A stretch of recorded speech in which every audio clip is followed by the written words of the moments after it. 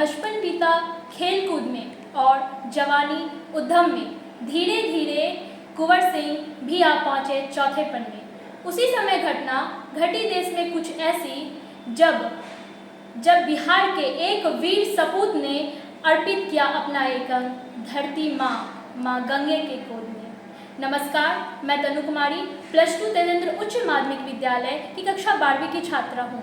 हाँ, मैं उस समय की बात कर रही हूँ जब 13 नवंबर 1777 को बिहार में एक सपूत ने जन्म लिया। बिहार के भोजपुर नामक जिले में जगदीशपुर नामक स्थान पर। मैं उस समय की बात कर रही हूँ जब वह 80 साल की उम्र में पहुँच तो गए, पर उनके अंदर की आग वैसी थी जैसे 18 साल की जवानी की होती है। वे इतनी जवानी की आग इसलिए रखे थे क्योंकि उनका केवल आंखों का एक ही सपना था, इस भारत देश को आज़ाद कराना।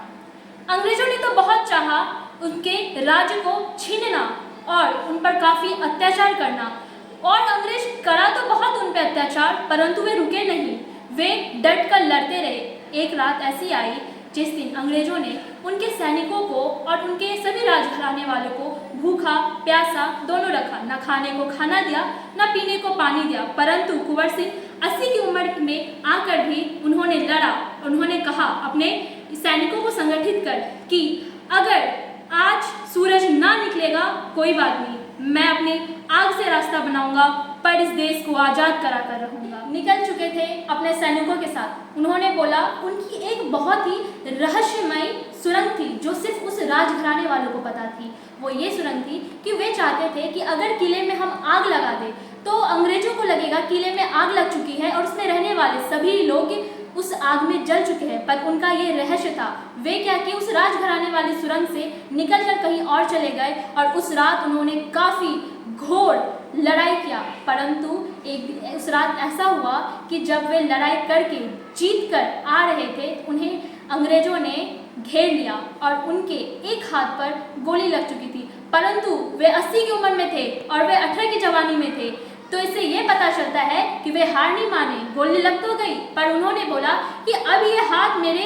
अंग्रेजों से लड़ने के लायक ना रहा, तो इस हाथ को मैं रखकर क्या करूँगा। उन्होंने वही अपने उस हाथ को माँ गंगा को अर्पित कर दिया। इसीलिए तो कई कवि उस रात की इस चर्चा को लेकर कहते हैं कि उस रात आरा की धरती पर घोरों के टापों और तलवारों की तार से आसमान कांप उठा। कहने का मतलब जितनी चमक उस दिन उस रात की चांद में नहीं थी, उससे ज़्यादा चमक तो कुंवर सिंह की तलवार में थी, जिससे कि आज आज़ादी की इस लहर तक हम लोग पहुँच सके। कुंवर सिंह कहते हैं ना कि बच्चों का जो लक्षण है वो पालने में नजर आता है। जहाँ तक कि एक कविता भी है कि पूत का पाँव पालने में नजर आता है। तो मैं अंत में यही कहना चाहूँगी कि कुंवर सिंह जब बचपन में थे ना, तो तभी उसके पालने में उनके ना नजर आ चुके थे। क्योंकि सब बच्चे खिलौने से खेलते थे, पर वे तलवारों से खेलते थे, कवच से खेलते थे और मिट्टियों के संग खेलते थे। इसलिए तो माँ धरती के लिए उन्होंने अपना पूरा जान निछावर कर दिया। इसीलिए हम सभी के वे आदर्श व्यक्ति रहे। अंत में मैं एक छोटा सा शायरी से इस स्टोरी टेलिंग को लास्ट करना चाहूँगी। लड़े जंग वीरों की तरह जब खून खौला फौलाद हुआ, मरते दम तक डटे रहे वो, तभी तो जाकर यह देश आज़ाद हुआ। धन्यवाद।